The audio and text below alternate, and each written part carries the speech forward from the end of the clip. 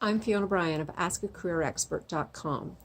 I have been in the Toronto office all day today answering emails and LinkedIn messages in that this is the last day before a long weekend in Canada, Toronto, as well as in the States.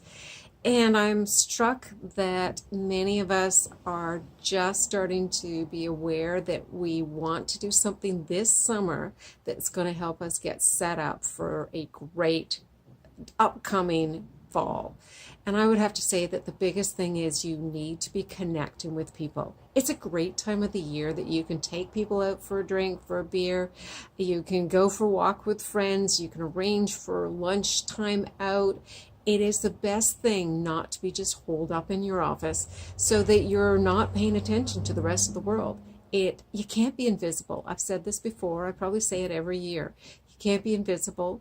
You've got to get out and make an effort. And connecting and networking is probably the number one thing. People will then know who you are, what's going on in your life, how you can solve problems for them, how you can potentially be their next great hire. It's something that you have to pay attention to. I know even as introverts, and I am one, it's not all that easy, yet it's going to make a great big difference to your career. Thanks. Have a great long weekend.